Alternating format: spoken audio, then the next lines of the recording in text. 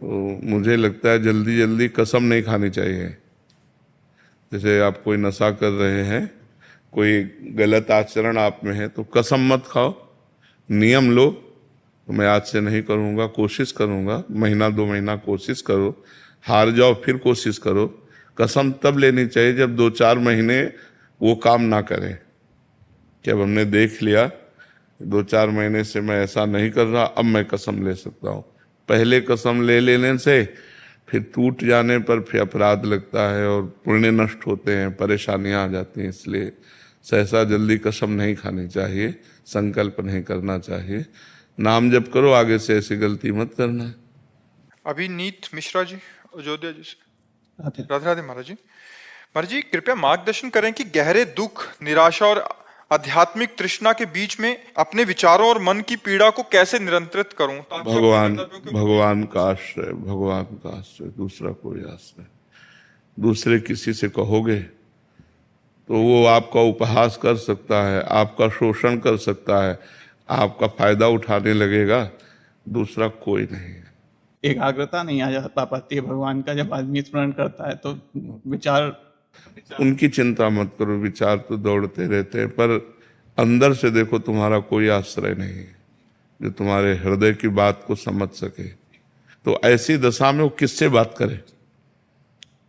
एक जगह बचती है, वो है प्रभु, बस वही संभाल सकते हैं, दूसरा तो नहीं। हमें तो आज तक और समझ में ही नहीं आया, क्योंकि दूसरा शोषण करेगा तो हमें लगता है कठिन बात, क्योंकि अव्यक्त हैं प्रभु। जैसे आप हमसे बात कर रहे हैं और हम आपको कह दें कि जाओ हम आज से ऐसा, तो आपको विश्वास हो जाएगा।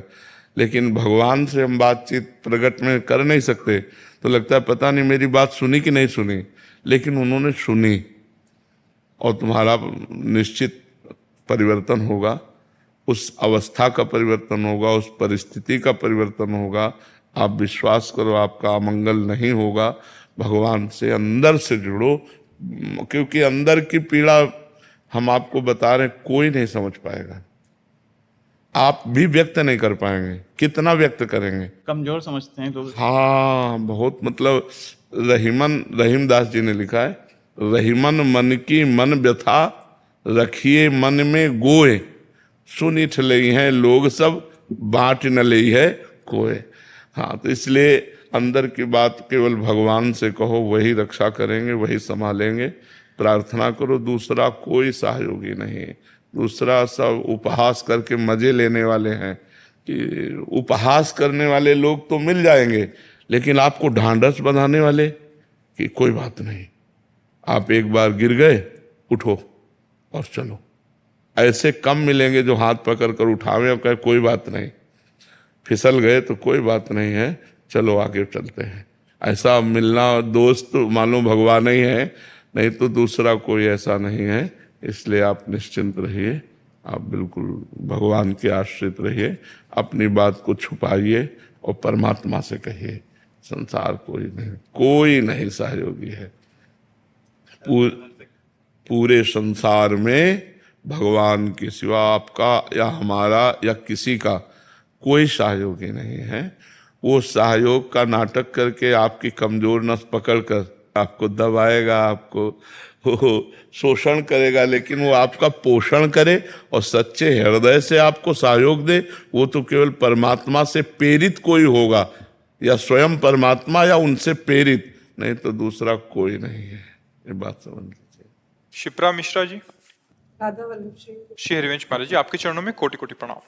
महाराज जी, आपने एक एकांतिक में बताया था कि बोलकर मंत्र जाप नहीं करना चाहिए, परंतु जब बोलते समय खुद की आवाज सुनाई देती है तो मन इधर उधर नहीं भटकता, और अगर भटकता भी है तो नाम कीर्तन करो, नाम करो, मंत्र के समय भी प्रभु की इधर उधर जाता रहता है, और आगे का काम जो है, आगे की जैसे गृहस्थी के कार्यों का आगे की प्लानिंग चलती रहती है। हाँ, कोई बात नहीं। मन तो 2 ही बातें ज्यादा चिंतन करता है, बीती बात और भविष्य की बात। भूत और भविष्य में वो भटकता रहता है। तो नाम जब करते रहोगे, जैसे मान लो हम आपसे बातचीत कर रहे हैं, हमारा मन कहीं और है, लेकिन भोजन पाएंगे तो पेट भर जाएगा कि नहीं भर जाएगा?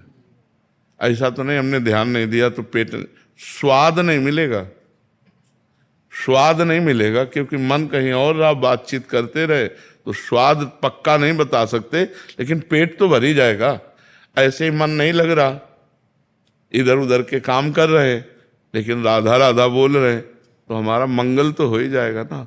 भाव कुभाव अनख आलसहु, नाम जपत मंगल दिश दशहु। इसलिए विश्वास करो प्रभु का नाम बड़ा मंगलमय है और उसको जपो, मन लगे ना लगे। मंत्र उच्चारण करके नहीं जपा जाता, उसकी मर्यादा है, उसे उपांशु जपा जाता है। जैसे ये उपांशु है और ये मानसिक है। शांत बैठे हैं, मंत्र का चिंतन कर रहे हैं, चल रहा है, पर ये बहुत अभ्यास के बाद, नहीं तो एक दो मंत्र चलेगा भाग जाएगा मन ऐसे थोड़ी रुक। और उपांश में कि मन भाग भी जाए तो कोई बात नहीं, हमारा नाम तो चल रहा है, तो ऐसे उपांश में नाम चलाना चाहिए। उसी समय ऐसी बातें आती है जो कभी नहीं आती है, और जब आप मंत्र जाप करते हो तो ऐसी ऐसी बातें मन प्रेजेंट करता है कि वो सही बात पूछो तो प्रेजेंट नहीं करता है, उसमें जो भरी हुई है वो डिलीट हो रहे हैं, तभी तो मन निर्मल होता है। अच्छा, ऐसे पूरे घर में देखो, यहाँ बैठे हो गंदगी नहीं है, लेकिन झाड़ू लगाना शुरू करो ये सब उठा के, तो ढेर सारी गंदगी मिलेगी। तो ऐसे मन में लगता है कि गंदगी नहीं है, लेकिन नाम रूपी झाड़ू लगना शुरू होती है, देखो कितनी गंदगी, बेमतलब के प्रपंच की बात, इधर उधर की बात, गंदी बात, तो वो सब जो मन में जमा है वो सब बाहर हो रहे। ऐसा मानना चाहिए, हमको निराश नहीं होना चाहिए, बहुत हिम्मत से भजन करना चाहिए। आस्था विदुषी जी, श्री हरिवंश महाराज जी। महाराज जी, आपके चरणों में कोटि कोटि दंडवत प्रणाम। गुरुदेव, गुरु के चरणों में अहंकार कैसे समर्पित करें? इस चित्त की अहंकार वृत्ति और घोर प्रमादी होने के कारण प्रतिदिन अपराध बन रहे हैं, जिससे दुखी मन हो जाता है महाराज जी। ऐसे में अपनी चित्त, अब देखो, आज्ञा पालन करना ही पड़ेगा। यदि आज्ञा पालन नहीं है तो फिर अपराध तो बनेंगे ही। अब आज्ञा पालन करने के लिए आपको उत्साह बनाना पड़ेगा कि हमें अपने गुरु की आज्ञा, शास्त्र की आज्ञा का पालन करना है। अब अगर उत्साह बनाएंगे मनमानी आचरण का, तो आज्ञा आएगी हृदय में कि ये नहीं करना चाहिए, सबके हृदय में आता है, पर हम गलत कर बैठते हैं। हृदय जलता भी है फिर भी हम कर बैठते हैं। उसमें प्रधान बात होती है कि हम दृढ़ नहीं हैं। अगर हम दृढ़ हो जाएं परमार्थ पे, सदगुरु की आज्ञा पे, शास्त्र आज्ञा पे, तो हमसे चूक ना हो। ये जो हमसे चूक होती है वो हमारे मन को निरुत्साहित करती जाती है, और फिर इतना उत्साहहीन हो जाते हैं कि अश्रद्धा हो जाती है। इसलिए हमको दृढ़ होना पड़ेगा। भगवान से प्रार्थना करो, नाम जप करो, सत्संग सुनो और दृढ़ हो जाओ कि हमें गुरु की आज्ञा के विरुद्ध नहीं चलना, शास्त्र की आज्ञा के विरुद्ध नहीं चलना। जब तक शास्त्र आज्ञा में, गुरु आज्ञा में नहीं चला जाता, तब तक अध्यात्म में नहीं चला जाता। वो होता है कि हम माला घुमा रहे हैं, आरती कर रहे हैं, अध्यात्म अंदर की बात होती है। बाहर की क्रियाओं को संपूर्ण अध्यात्म नहीं कहते। बाहर की क्रियाएं भी अध्यात्म की सहयोगी हैं, लेकिन अध्यात्म शब्द जो है वो अंतर्मुखता है। हमारी इंद्रियां, हमारा मन अंतर्मुख होकर के जो परमात्म चिंतन करता है, जो शास्त्र आज्ञा से शरीर की चेष्टाएं चलाता है, उसे अध्यात्म कहते हैं। तो गुरु अध्यात्म का होता है, शास्त्र अध्यात्म का वर्णन करते हैं। तो हमें चाहिए कि दृढ़ निश्चय करके संत, गुरुदेव और शास्त्र, इनकी आज्ञाओं का पालन करें। कभी कभी हमारा मन संतों पर, गुरुजनों पर दोष दृष्टि भी दिखाता है कि देखो ऐसा है, या प्राकृतिक शरीर है ना, तो प्रकृति का साम्राज्य है, हमारे प्राकृतिक नेत्र हैं। तो गुरु के आध्यात्मिक स्थिति को ना जान पाने के कारण हम बाह्य प्राकृतिक में उनका दोष दर्शन, तो हम निरुत्साहित हो जाएंगे। तो हमें चाहिए कि गुरु क्या, संपूर्ण संसार में निर्दोष दृष्टि रख के किसी के दोष दर्शन करना, दोष कथन करना या दोष सुनना, तीनों परमार्थ रहित कर देते हैं। अद्वेष्टा सर्वभूतानां मैत्रः करुण एव च निर्ममो निरहंकारा सम दुखा सुखा क्षमी।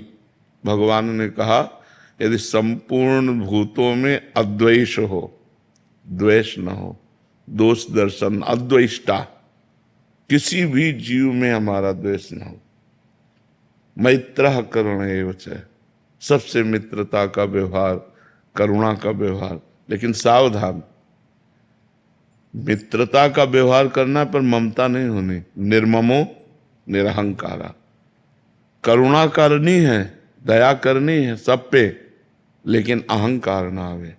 मित्रता करनी पर ममता न हो, ये भगवान शर्त रख रहे हैं। कितनी कठिन शर्त है। हम आपसे दोस्ती करें पर आपसे ममता ना होने पावे, हम आप पर परोपकार करें पर अहंकार न होने पावे। अद्वेष्टा सर्वभूतानां मैत्रः करुण एव च निर्ममो निरहंकारा सम दुखा सुखा, सुख दुख में समान भाव, और क्षमी, क्षमावान। भगवान कहते हैं मुझे बहुत प्रिय है, ऐसा भक्त मुझे प्राप्त कर लेता है। तो हम गुरु, संत या किसी के प्रति दोष दर्शन न करें, दोष श्रवण न करें, दोष कथन न करें, सब में भगवान की भावना रखें और आज्ञानुसार चले, तो हमारा देहाभिमान नष्ट हो जाएगा। महाराज श्री अनाशय बिना मतलब के अपराध, वो अन्य में दोष दृष्टि हो जाती, ना चाहते हुए मन को समझाते बैठे बैठे बिना देखो, बात तो आप अब कर रहे हो, हम पहले उत्तर दे दिए, तो उसी को समझ लो। जब देखो, दोष दर्शन तब होता है जब हम किसी को मनुष्य समझते हैं, और निर्दोष दर्शन तब होता है जब हम किसी को भगवान समझते हैं। तो ये बात तो तुम्हें माननी पड़ेगी कि निर्दोष होने के लिए हम क्रिया न देखें, कारण देखें। सबका कारण परमात्मा है, क्रियाएं अलग अलग। जैसे फ्रिज, हीटर, एसी, इन सबकी क्रियाएं अलग हैं, लेकिन कारण बिजली तो एक है ना। ऐसे पापी, पापी, महात्मा, ये क्रियाएं अलग अलग हैं। एक की दुष्टता की क्रियाएं, एक पाप की क्रिया है, और एक महान आत्मा की क्रिया है, लेकिन कारण परमात्मा। परमात्मा सबका कारण है ना। तो साधक कारण तत्व पर स्थित रहता है, क्रियाओं पर नहीं, और सांसारिक क्रियाओं पर स्थित रहता है, कारण पर नहीं। अगर कारण तत्व जान लिया जाए तो हम किसी को दोषी नहीं ठहराएंगे। ऐसे हर क्रिया का कारण है सतोगुण, रजोगुण, तमोगुण। इन तीनों गुणों का कारण है माया, और माया किसकी कठपुतली है। तो जब हम कारण से परम कारण पर पहुंचते हैं तो हमारा हृदय शीतल हो जाता है कि सब कुछ उसी परमात्मा के द्वारा सृजन, पालन और संहार, ये उसी के द्वारा हो रहा है। तो हम बहुत शांत रहते हैं, हमारा हृदय सुखी रहता है। तो इसलिए हमें चाहिए कि खूब पहले सत्संग सुनो, डट के खूब सत्संग सुनना चाहिए, वैसे आचरण करने चाहिए, और भजन करो, भजन से सब ठीक हो जाएगा। कोई दंड विधान कर, दंड विधान कर दीजिए। भजन ही दंड विधान है। नाम जप करो, सबसे कठिन बात है, हृदय जलेगा, ठीक हो जाओगे। नाम जप करो, यही सबसे बढ़िया दंड विधान है। ऋतुपर्णा जी। श्री हरिवंश महाराज जी। महाराज जी, शरणागति की दृढ़ता ना होने के कारण मन बार बार व्याकुल हो उठता है। भीतर से प्रश्न उठता है कि क्या केवल नाम जप ही गुरु तथा इष्ट देव के सानिध्य का अनुभव कराने में सामर्थ्य? अगर विश्वास हो जाए तो इससे बढ़कर कोई साधन नहीं है।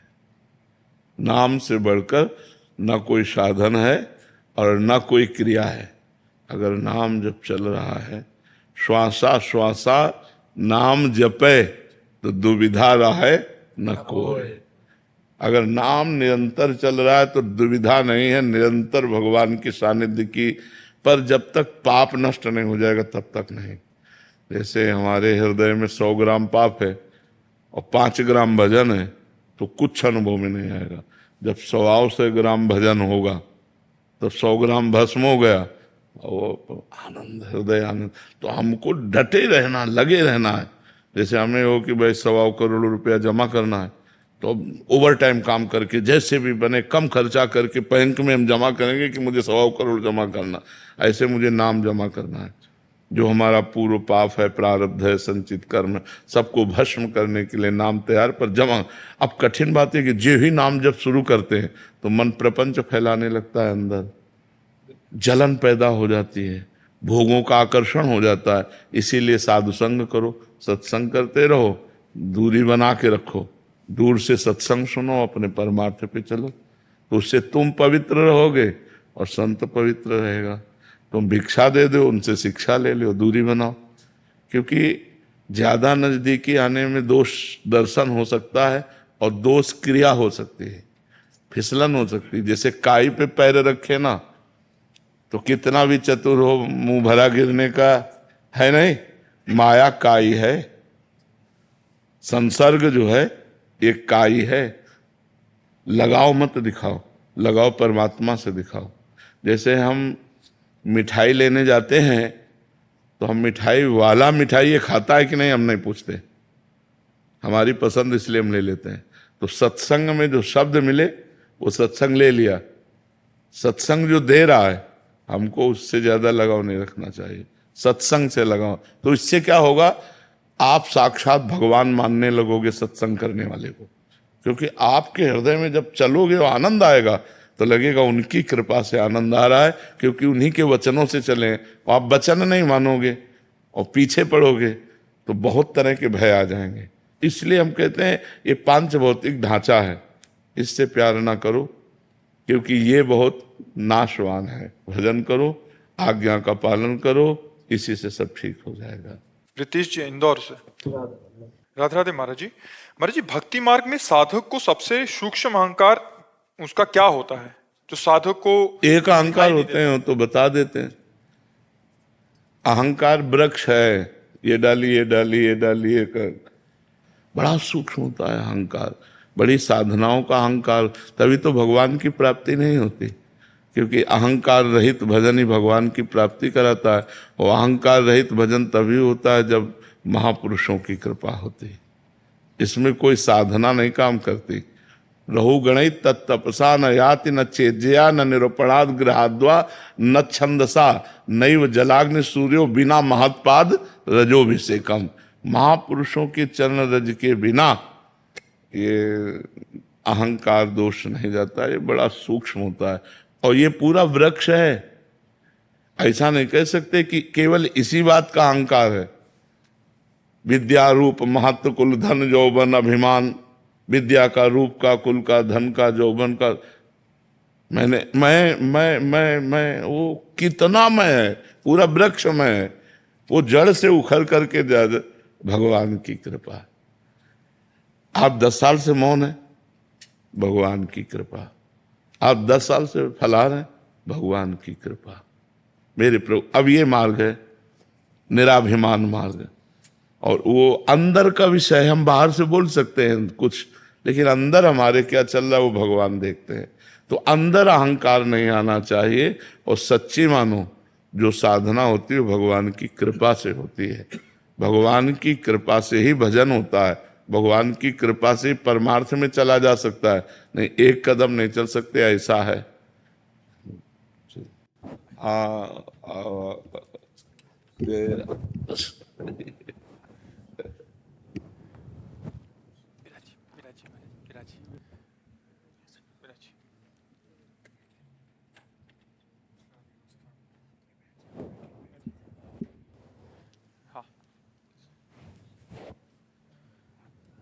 बड़ी कृपा करी, दर्शन दिए आकर के, बड़ी कृपा करी। आपका दर्शन हुआ। जब प्रभु अनुग्रह करते हैं तो अपने दासों को भेज देते हैं। जो दीनदयाल प्रभु हम पर प्रसन्न हुए, अनुग्रह किए, तो आप सब वैष्णव जन आकर दर्शन दिए। जो प्रभु मोहि अनुग्रह कीना तो तुम आई दरस अठ दीना। ऐसे हम अधम कहीं जा नहीं पाते, दर्शन कैसे पाते थे, इसलिए आप कृपा करके आए और दर्शन दिए। वात्सल्य है, इससे अनुभव होता है कि भगवान हम पर कृपा कर रहे हैं, भगवान हम पर प्रसन्न है। क्योंकि जब वैष्णव जन मिले तो भगवान की कृपा हो गई, भगवान का विशेष कृपा प्रसाद, संतों का दर्शन होना, वैष्णव जनों का दर्शन होना। और आज्ञा कीजिए क्या सेवा करें? हम आपकी सेवा कौन करेगा हमारी, हमें आपकी सेवा करेंगे।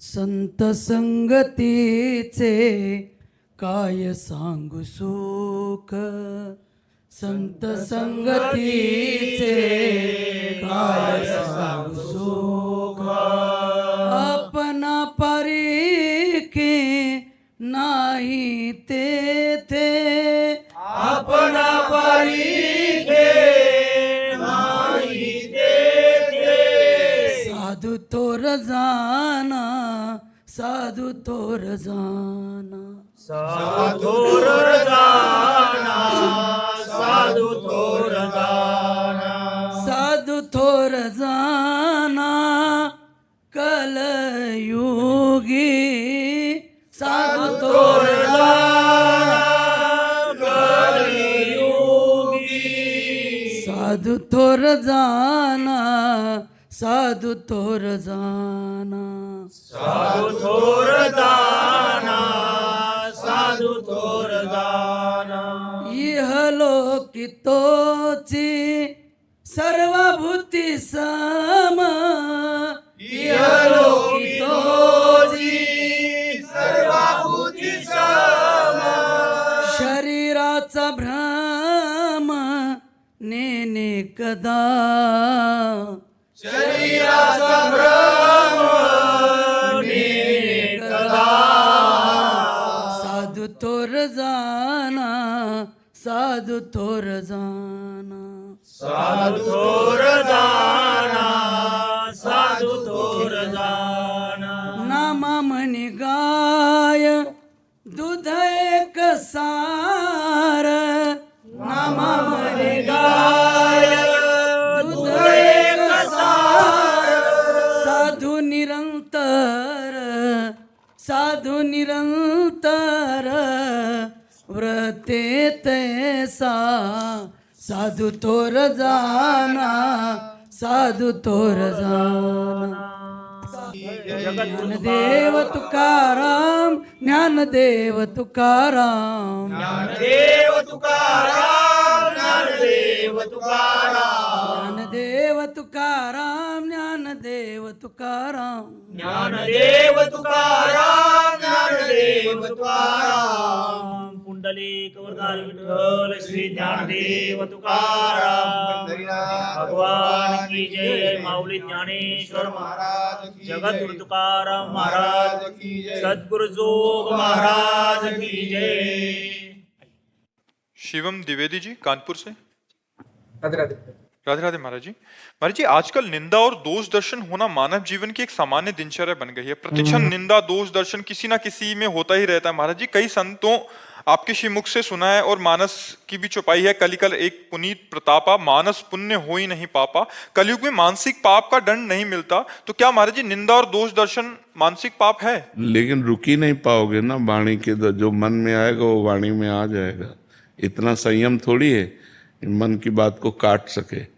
मन में आया तो वाणी में आ जाए, वाणी में आया तो अपराध लागू हो गया। तो हम एक कथा सुनाया करते हैं कि ब्रह्मा जी के 4 पुत्र हैं, सतयुग, त्रेता, द्वापर और कलयुग है तो सबई, ये भी 4 पुत्र हैं।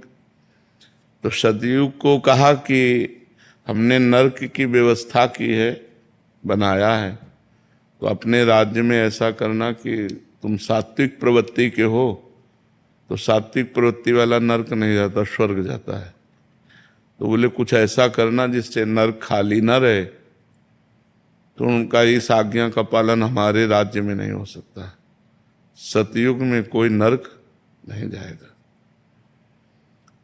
त्रेता से कहा तो त्रेता ने कहा हम बड़े भाई का अनुगमन करेंगे। जैसे सतयुग में कोई नरक नहीं जाएगा, ऐसे त्रेता में कोई बिरला ऐसे अनुगमन माने मैं चलने की कोशिश करूंगा पीछा। द्वापर से कहा तो द्वापर ने कहा आपकी आज्ञा का पालन करने का 100% प्रयास करेंगे। जब कलयुग से कहा तो कलयुग ने कहा जैसे बड़े भाई ने कहा हमारे राज्य में सतयुग में कोई नरक नहीं जाएगा, ऐसे हम 100% प्रयास करेंगे कि आपका नरक हाउसफुल रहे, कोई स्वर्ग या वैकुंठ न जा पावे। तो एक कलयुग है, युग धर्म का प्रभाव है। झूठ बोलना एक बातचीत रह गई। पहले लोग डरते थे कि मैं झूठ बोलूंगा पाप लग जाएगा, नहीं असत्य सम पातक पुंजा, झूठ बोलने के बराबर कोई पाप नहीं है। लेकिन क्या माना जा रहा है? झूठे ही लेना, झूठे ही देना, झूठे ही भोजन, झूठ चबेना। बोले आओ कुछ खा लो, बोले नहीं पाया है, और बिल्कुल पाए नहीं है, लेकिन बोल के आ रहे हैं। बोले हम आपसे मिलना चाहते, कहाँ हो? बोले इस समय तो मैं आगरे में हूं। 1 सेकंड में झूठ बोल देते। ले झूठ बोलना आज कोई पाप नहीं माना जा रहा, किसी की निंदा करने से कोई डर नहीं रहा। तो ऐसे ही हमारे इस कलयुग में ऐसा नहीं है कि सब दोस्त दर्शन करने वाले हैं, सैकड़ों श्रद्धालु हैं। तो अब संख्या तो नहीं कि बता सकते, लेकिन कुछ अश्रद्धालु भी हैं। तो जो अश्रद्धालु हैं उनकी संख्या ज्यादा है, जो श्रद्धालु हैं उनकी संख्या कम है। माया के दिन रात ज्ञान अज्ञान निंदा स्तुति मान अपमान ये द्वंद्व धर्म है। तो ये सदैव अपना प्रभाव दिखाते रहते हैं। इन्हीं के प्रभाव से बचने के लिए नाम जप, सदग्रंथों का स्वाध्याय, जो गुरुजनों की वाणी है उसका मनन पठन, इसी से हम बच सकते हैं और कोई उपाय नहीं है। नहीं तो जैसे मानस पुण्य हो ही नहीं पापा, तो हम रोक कहाँ पाते हैं? हम कह देंगे। लेकिन आप असलियत में जान पाए कि नहीं? पीछे वाले बैच में यही चर्चा की कि हम लोगों की दृष्टि क्रिया पे रहती है, कारण पे नहीं रहती। पहले हम क्रिया से हटें, जैसे आप गाली दे रहे हो तो हम क्रिया से हटें, उसका कारण ढूंढा क्रोध, क्रोध का कारण ढूंढा तमोगुण, तमोगुण का कारण ढूंढा माया, और माया का कारण ढूंढा परमात्मा। मूल में कौन आया? परमात्मा रूपी पावर से ही ये माया पावरवान है, और माया के ही पावर से तमोगुण पावरवान है, और तमोगुण के पावर में आकर वो क्रोध कर गया। तो अब क्रोध की क्रिया हम देखकर उसे गंदा कह सकते हैं, लेकिन जब हम कारणों पे पहुंचेंगे तो लगेगा इसका कारण भी परमात्मा ही है। सबका परम कारण परमात्मा ही है। जैसे रचना, पालन और संहार, तो रचना में तो अच्छा लगता है और पालन में अच्छा लगता है, लेकिन संहार किसको प्रिय पर होता है? उसके तीनों क्रियाएं हैं। इन तीनों क्रियाओं का परम कारण परमात्मा ही है। कठपुतली कितना भी नाचे, विवेकवान कठपुतली को स्याबास नहीं कहेगा। स्याबास कहेगा क्या? या उल्टा या सीधा, न स्याबास कहेगा न गाली देगा। नचाने वाले पर दृष्टि जिसकी है वो कठपुतली को स्याबास नहीं कहेगा कि भैया ये क्या है, वो पर्दे के पीछे से अंगुली चला रहा है। तो माया का पर्दा डालकर उमा दारू जोशित, दारू कहते लकड़ी और जोशित कहते पुतली, उमा दारू जोशित की नाई समय नचावत राम गोसाई। कठपुतली की तरह पूरा संसार उनकी माया की डोरी में बंधा हुआ नाच रहा है। अगर इससे नाचने से बचना है तो मामे वे प्रपद्यंते माया में ताम तरंति थे, भगवान की शरण में हो जाए, भगवान का नाम जप करे तो माया मुक्त हो जाए। पक्की बात समझो। इसलिए खूब नाम जप करो, भगवान का आश्रय ले लो। किसके दोष वर्णन करें? तो हम दूसरे को क्या बोले? हमारा सफेद हो और दूसरे के काले रजिस्टर भरे हो तो लगे कि संसार में, लेकिन जब सच्चाई की बात अगर पूछी जाए ईमानदारी से, तो इतने सब लोग बैठे हो, कोई बता सकते हो कि आपसे गलती नहीं हुई? अगर हम ईमानदारी से पूछे वृंदावन धाम में बैठे तो सबसे गलती होती है, नहीं होती? तो जब हमारे अंदर गलती है और उससे गलती हो रही है तो हमें लौटना चाहिए। बुरा जो देखन मैं चला, बुरा न मिलिया कोई, जो दिल खोजू आपनो तो मुझसे बुरा ना। तो हमें लगता है कि हमें अपने हृदय को पवित्र करना चाहिए, जिससे हमारी दृष्टि पवित्र हो जाए। देखो गोस्वामी जी की दृष्टि पवित्र हुई तुलसीदास जी महाराज की, तो क्या कह रहे हैं? सिय राम मैं सब जग जानी, करो प्रणाम जोरी जुग पानी। सब सिया राम है, और हमको कहाँ सिया राम दिखाई दे रहे? हमें तो स्त्री दिखाई दे रही, पुरुष दिखाई दे रहा। तो पहले हमें अपनी दृष्टि पवित्र करनी चाहिए, तब हम दूसरे की निंदा करें जब हम निर्दोष हों। पर समाज का स्वरूप बड़ा विचित्र है कि अगर हमारे 100 दोष हैं तो क्षमा, पर तुम्हारे 1 दोष हो गए तो अब क्षमा नहीं। अब ऐसी प्रबल भगवान की माया है। तो हमें लगता है अगर हम एक दूसरे को क्षमा करके, हाथ पकड़ करके उस दोष रूपी दलदल से निकालें तो ज्यादा अच्छा है, ना कि दोष रूपी दलदल में जो फंस गए एक और जमा दो कि गहरे धंस जाए। बात समझो, कभी कभी बड़े अच्छे लोगों से गलती हो जाती है और वो चाहते हैं कि एक बार क्षमा मिल जाए, तो हमें लगता है ऐसे फिर क्षमा करना चाहिए। दोष दर्शन ही नहीं, दोषों से निकालना भी चाहिए। अब कुछ लोग होते हैं जो दोषों को अपना व्यापार बना लेते हैं, दोष करना क्षमा मांगना, दोष करना क्षमा मांगना, वो तो बात अलग है। लेकिन कई बार ऐसे निर्दोष लोग भी होते हैं जिनसे दोष बन जाते हैं, पक्का दिखाई दे रहा कि दोष दर्शन है, पर उनको अगर क्षमा कर दिया जाए तो निर्दोष हो जाएंगे। ऐसे तो हमें लगता है कि अगर हमारे आसपास कहीं ऐसे लोग हैं जिनमें हमारा दोष दर्शन होता है तो हमको उनके पास बैठना चाहिए। अगर वो बैठ करके समझें तो हम उन्हें बताएं कि आप ऐसा करते हो, अगर ऐसा रोक दो तो अच्छा, तब तो सत्संगी। तो कई लोग ऐसे होते हैं जो गंदे आचरणों में फंस जाते हैं, उनको सहयोग की जरूरत होती है, प्यार की जरूरत होती है। अगर हम उनको प्यार से, सहयोग से, तो हमें लगता है अगर हम अपने समाज को और अपनी दृष्टि को निर्दोष बनाना चाहें तो हम पहले हम निर्दोष हों और फिर दूसरों को निर्दोष करने की चेष्टा करें। दोषी बनाकर उसे निंदा न करें। देख लिया कि भाई दोष है तो हमारा कर्तव्य है, अगर हमारे पास ज्ञान रूपी साबुन है तो वो दाग मिटा देते हैं, उसका दाग मिटा देते हैं। तो वही सत्संगी हुआ। दोषी को स्वीकार करना ही सत्संगी का कार्य है। अगर अस्पताल में बीमार लोग नहीं जाएंगे तो अस्पताल की महिमा क्या रही? अब हमें बताओ, अच्छा अस्पताल काहे के लिए बना होता है? बीमार लोगों के लिए बना होता है ना। भगवान और संत का दरबार किन के लिए है? सबके लिए है ना। तो हम सब अगर सही लोग ही आकर के, तो क्या महिमा रही? बात तो है कि गलत लोग आए और वो सुधर जाए, तब तो महिमा रही ना। अच्छा, पहला सुधार ये हुआ कि जो संतों को मानते ही नहीं हैं, गलत आचरणों में लगे हैं, वो आए तो पहली सीढ़ी, हाँ आए तो आप प्रथम भगत संतन का संगा और निश्चित परिवर्तन होगा। पर समाज बख्शता नहीं है। अगर वो चढ़ना चाहता है तो पैर फैसला कर पीछे ही ले जाता है। तो हमें लगता है हमारे समाज को ये सहयोग देना चाहिए कि यदि जैसे कोई गलत आचरण वाला है, पक्का रजिस्टर्ड है, और वो संत के पास गया है तो उसे शाबाशी देनी चाहिए कि आपने हिम्मत की और संत के पास गए, अब एक हिम्मत और कर ले, उनकी बात मान ले। पहला तो कदम बढ़ा दिया, अब दूसरा कदम बढ़ाओ कि जो असद आचरण करते उनको छोड़ के उनकी बात मान लो, तो संत संग का लाभ मिल जाएगा। तो उत्साह तो बढ़ाना चाहिए, गिरे हुए को उत्साह बढ़ाना चाहिए, ना कि उसे नेगेटिव गिरा देना चाहिए।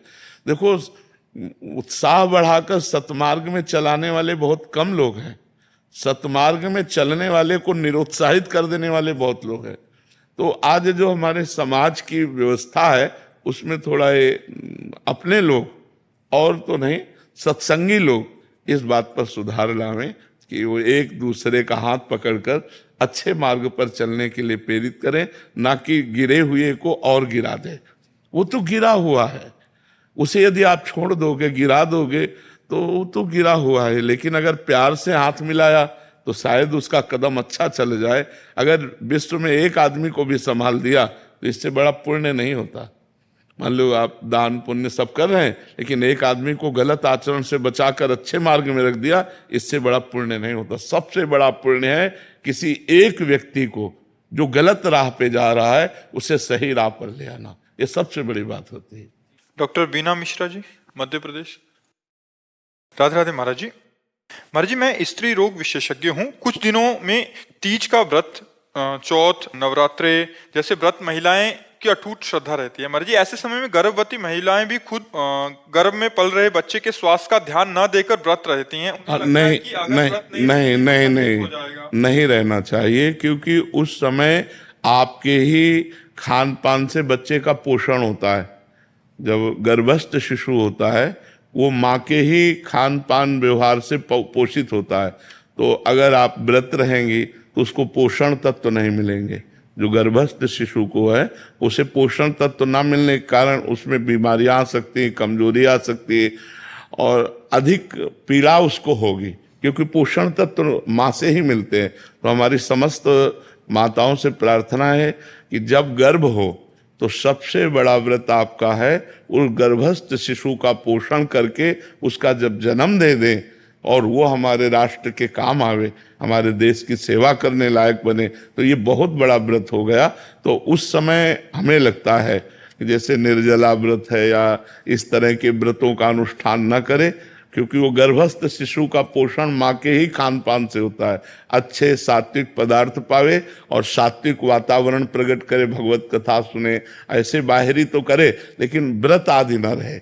मुझे जैसा लगता है, क्योंकि हमने शास्त्रों में जो पढ़ा है कि माँ के ही द्वारा गर्भस्थ शिशु का पोषण होता है। तो अगर आप 9 दिन व्रत रहेंगी तो उस गर्भस्थ शिशु को वो पोषण तत्व तो नहीं मिलेंगे। तो इसलिए अब जैसे करवा चौथ आती है, उसमें माताएं बहनें निर्जला रहती हैं। अब गर्भस्थ शिशु को यदि नहीं पोषण तत्व मिलेंगे तो व्याकुल हो जाएगा ना, परेशान हो जाएगा। वो प्रतिक्षण जो नाभि में नली होती है वो माँ के ही उस शारीरिक नसों से जुड़े होती है, जिससे पोषण तत्व से जाता रहता है। जैसे नाल कहते हैं ना, नाभि से, हाँ, वो पोषण तत्व जाता रहे। प्रति घंटे जो माँ खाती पीती है उसी से उसका सार तत्व निकल करके उस गर्भस्थ शिशु का पोषण करता है। तो हमें लगता है कि माताओं को बाहरी आराधना करनी चाहिए, जैसे भगवान नाम कीर्तन है, पाठ है, पूजा है, ये सब करे, लेकिन खान पान में अपने लिए तो संयम कर सकते हैं, लेकिन उस गर्भस्थ शिशु के पोषण के लिए जैसे हम औषधि आवश्यक है ऐसे वो भोजन आवश्यक है, पोषण तत्व आवश्यक है उस बच्चे को। तो हमें लगता है उन दिनों व्रत नहीं रहना चाहिए।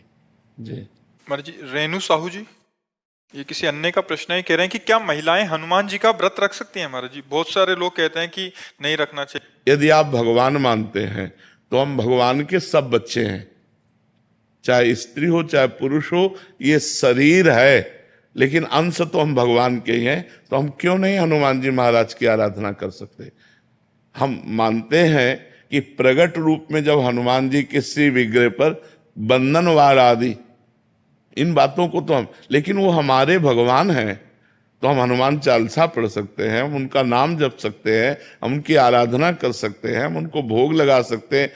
हम बंधन वार आदि की बात नहीं कर रहे कि जैसे उनके शरीर के बंधन आदि, क्योंकि उनका एक परम ब्रह्मचारी स्वरूप भी है, परम ब्रह्मचारी स्वरूप है ना। तो इसलिए जो निषेध करने वाले जन है उसी ब्रह्मचारी को लेके हैं कि वो पर वो भगवान है, वो कोई मनुष्य थोड़ी है, स्वयं शंभु है, स्वयं शंकर भगवान है कि नहीं, प्रसिद्ध है ना, स्वयं शंकर है, 11वें रुद्र का अवतार है।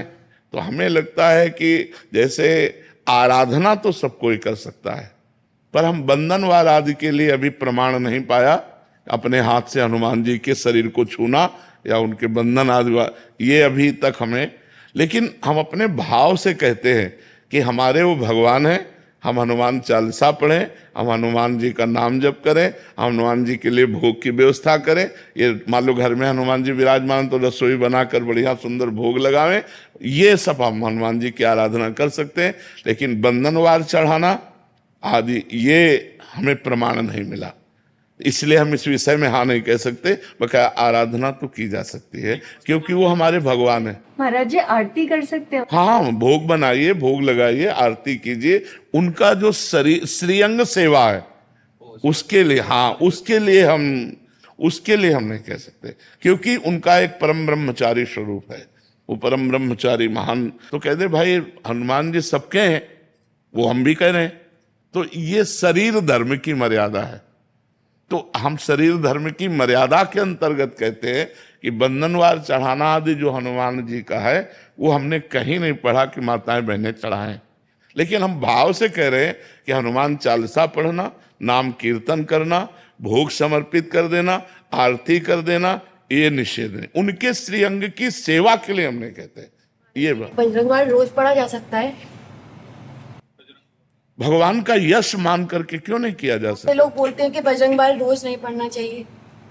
अगर हम भगवान का यश गान कर रहे हैं, हमें कोई अनुष्ठान थोड़ी कर रहे हैं कि हम बजरंग बाण का प्रयोग किसी के प्रति अनुष्ठान कर रहे हैं। हम तो भगवान का यश गान कर रहे हैं। जय जय हनुमंत, उसमें जिसमें बने तो जय जय हनुमंत है ना, उनकी जय जयकार कर रहे हैं, उनकी महिमा का वर्णन कर रहे हैं। और सबसे बड़ी बात है, अगर ये माना जाए तो बजरंग बाण का सही प्रयोग है भव रोग का नाश। जो भव रोग है उसका नाश। शरीर रोग तो नाश एक साधारण बात है, भव रोग नाश है रोग हरे सब पीरा जपत निरंतर तो ये बात है, जपत निरंतर, हाँ नाश है रोग हरे सब पीरा जपत निरंतर। और कौन सो काज कठिन जग माही जो नहीं होता तुम पाए। तो अगर हमारी श्रद्धा है कि हम भगवान का यश गान कर रहे हैं तो हमें कोई परेशानी नहीं। अनुष्ठान कर रहे हैं फिर बात अलग हो जाती है। जैसे हम देवी माँ हैं, दुर्गा देवी, कात्यायनी देवी, चामुंडा देवी, हम माँ भाव से आराधना कर रहे हैं, वो अलग हो गया। और शक्ति भाव से वो एक अलग हो गया। हनुमान जी भगवान भाव से अलग हो गया और अधीन सिद्धियों के वो अलग हो गया। तो हम लोग तो आराधना कर रहे हैं, उनका यश गा रहे हैं, कोई अनुष्ठान थोड़ी कर रहे हैं, ऐसी बात है।